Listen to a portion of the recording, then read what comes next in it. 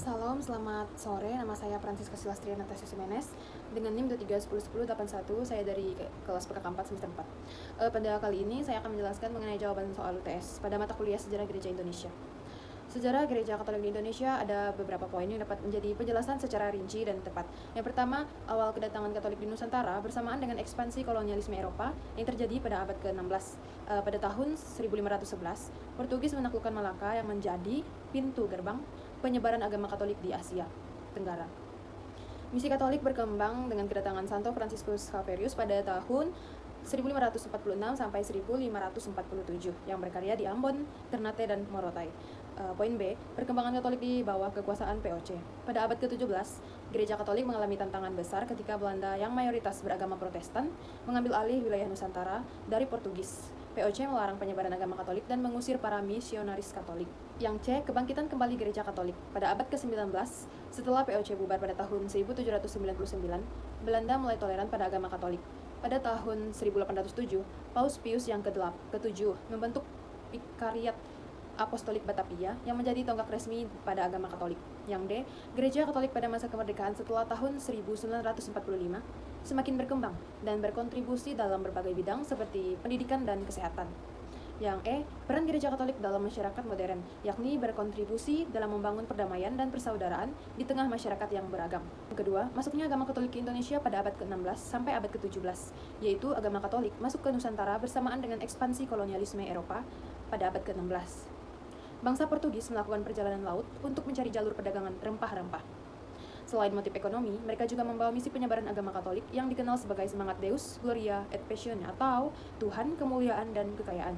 Sedangkan pada abad ke-17, penyebaran agama Katolik mulai menghadapi tantangan besar ketika Belanda atau POC menguasai wilayah Nusantara. Mereka berusaha menggantikan pengaruh Portugis dan penyebaran agama Protestan. Jawaban yang ketiga ada A, pengaruh Portugis dalam misi Katolik. Portugis mulai menjelajah dunia pada abad ke-15 dengan tujuan ekonomi dan penyebaran agama.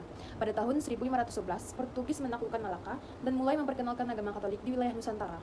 Misionaris Katolik dari Ordo Dominikan, Fransiskan, dan Yesuit menyertai para penjelajah untuk mengajarkan agama pada penduduk lokal. Wilayah-wilayah yang dipengaruhi Portugis yaitu ada Maluku, Timur, dan Flores, serta Solor. B. Pengaruh Spanyol dalam misi Katolik. Spanyol menyebarkan agama Katolik melalui kolonisasi setelah 1494. Ketika perjanjian Tordesillas yang membagi dunia antara Spanyol dan Portugis. Dampak di Nusantara, yakni sebagian besar keberhasilan misi Katolik Spanyol terlihat di Filipina, di mana agama Katolik menjadi dominan hingga saat ini.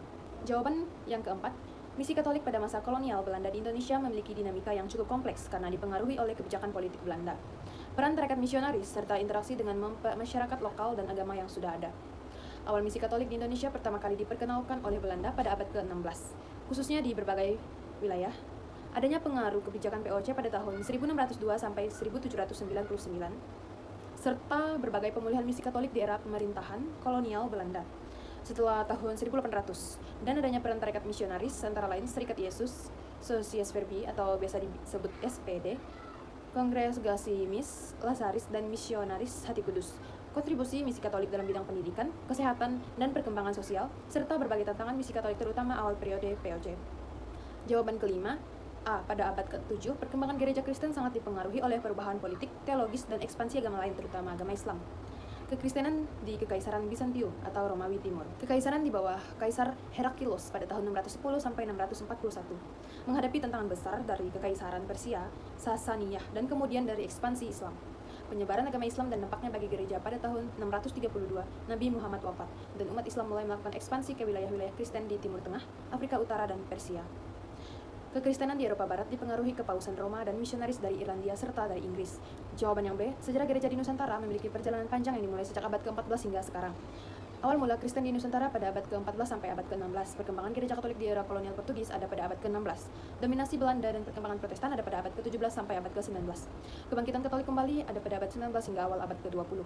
Gereja di masa kemerdekaan dan pasca kemerdekaan abad ke-20 hingga sekarang. Sekian penjelasan saya ucapkan terima kasih.